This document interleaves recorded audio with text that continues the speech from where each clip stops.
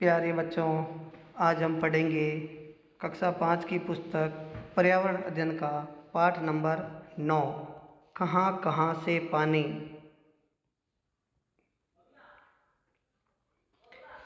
कक्षा 4 में आपने पढ़ा कि पानी का उपयोग हम कहाँ कहाँ करते हैं और पानी का उपयोग कहाँ कहाँ होता है। अगर हमारे घर में 3-4 दिन तक अगर पानी न आए या पानी न मिले तो हम बहुत परेशान हो जाते हैं। हम पानी के बिना नहीं रह पाते। पानी जीवन के लिए अति आवश्यक है। अब सोचिए और बताइए कि पीने के लिए कैसे पानी या कैसा पानी काम में लेना चाहिए। तो पीने के लिए हमें साफ, शुद्ध और मीठा पानी काम में लेना चाहिए। तो आपने नल, टंकी, हैंडपंप, ट्यूबवेल आदि में देखा होगा। कभी सोचा है कि इनमें पानी कहाँ से आता है?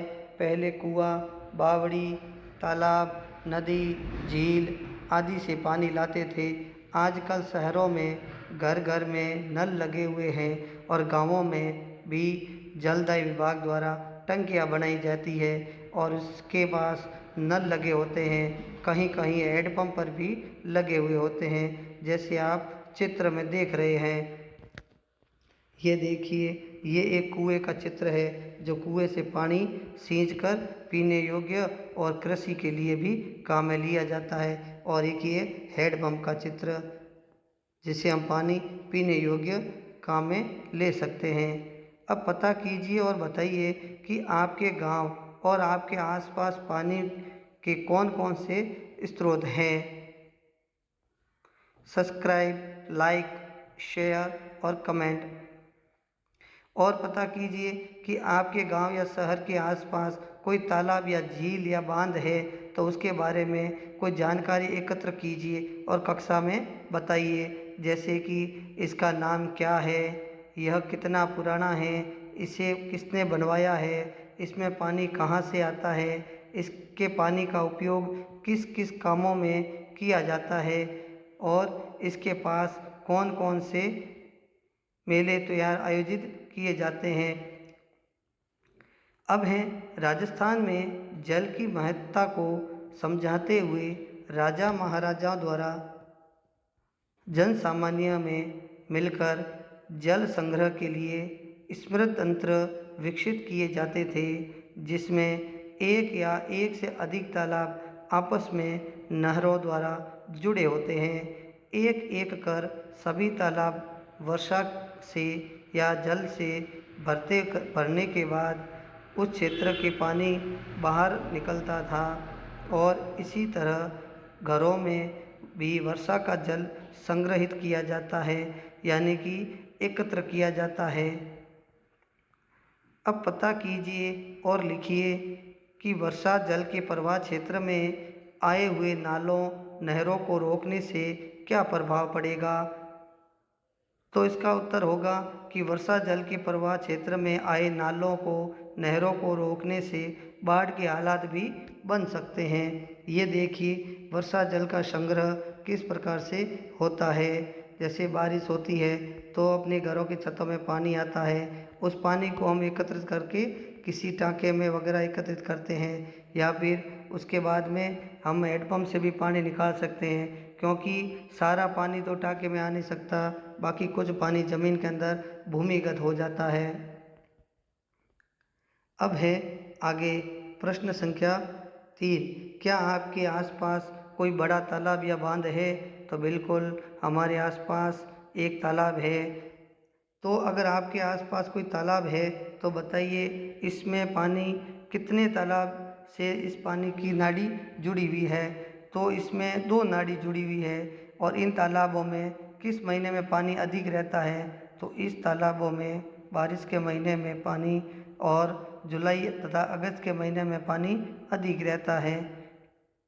अब अगला प्रश्न, क्या अलग अलग तालाबों के पानी का उपयोग भी अलग अलग तरीके से किया जाता है? जी नहीं, अलग अलग तालाबों के पानी का उपयोग अलग अलग तरीके से नहीं किया जाता। लगभग सभी तालाबों का उपयोग सिंचाई तथा पीने के लिए ही किया जाता है। अब आगे देखिए कि आजकल झीलों तालाबों का पानी फिल्टर करके पाइपलाइनों द्वारा घरों तक पहुंचाया जाता है। पीने के पानी को शुद्ध करने के लिए कई तरीके आपने देखे होंगे, जैसे कपड़े से छानकर, उबालकर, और आजकल तो आरओ मशीन से भी पानी को साफ या फिल्टर किया जाता है। शुद्ध व स्वच्छ पानी पीने से अनेक बीमारियों से बचा जा सकता है। अब पानी का शुद्धिकरण होने के लिए आप चित्र देख सकते हैं। पानी को हम उबाल कर भी शुद्ध कर सकते हैं। पहले उबालना, फिर पानी को ठंडा करना, फिर उसे पीने योग्य बनाना। रासायनिक क्रियाओं से, रासायनिक पदार्थों से भी पानी को शुद्ध किया जा सकता है और आरओ मशीन से भी पानी का शुद्धिकरण किया जा सकता है। अब आगे है, सोचिए और बताइए कि झील तालाब के पानी को फिल्टर क्यों करते हैं। झील या तालाब के पानी को हम फिल्टर इसलिए करते हैं ताकि तालाब का पानी दूषित होता है और वो पानी फिल्टर करके पीने योग्य बन सके, इसलिए उसे हम फिल्टर करते हैं। झील तालाबों का पानी किन किन कारणों से दूषित होता है, तो झील या तालाबों के पानी में नहाने, पशुओं के नहाने और कूड़ा करकट डालने से या धूल व मल मूत्र आदि के मिलने से वह पानी है जो दूषित हो जाता है और उसे पीने योग्य बनाने के लिए उसे फिल्टर करने की आवश्यकता होती है। अब है अगला प्रश्न कि हमारे घर में जल का शुद्धिकरण कैसे करते हैं। तो हम हमारे घर में शुद्धिकरण पानी को छानकर, उबालकर या आरओ मशीन द्वारा करते हैं।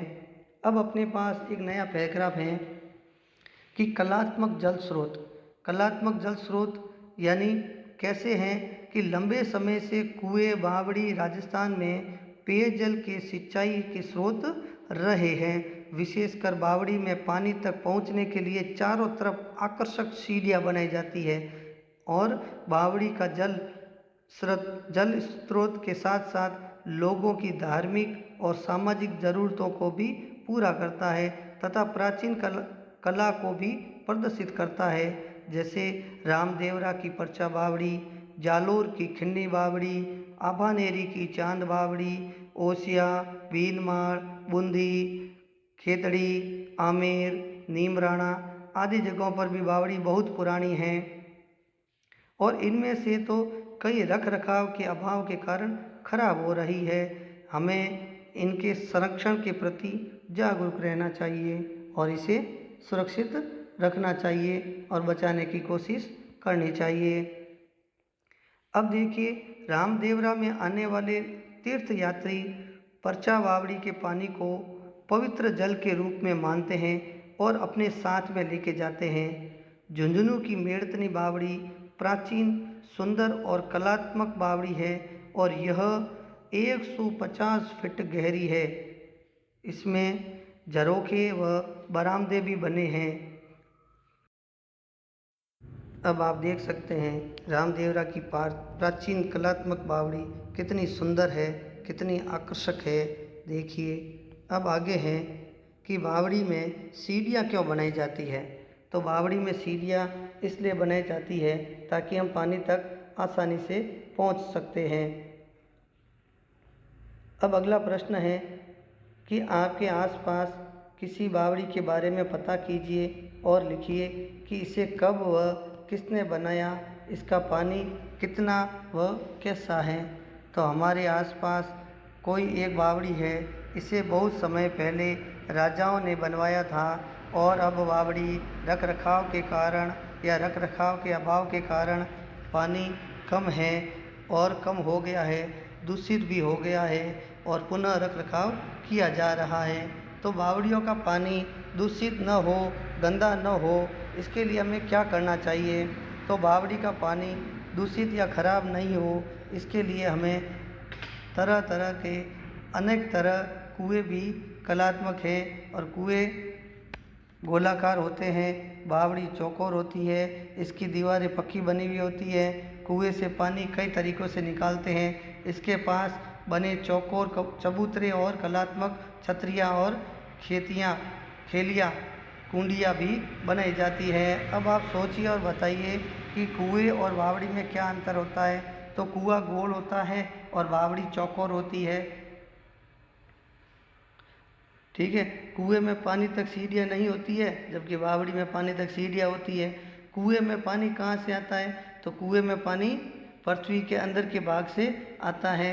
और अगला प्रश्न है, चित्र में जो तालाब दिखाया गया है क्या उसका पानी पीने योग्य है? नहीं, इसका पानी पीने योग्य नहीं है।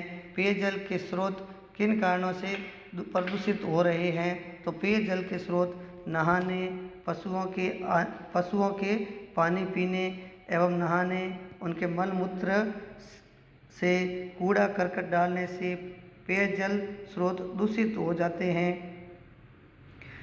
अब अगला प्रश्न है, पेयजल स्रोत का पानी साफ रहे इसके लिए हमें क्या करना चाहिए? तो पेयजल का पानी साफ रहे इसके लिए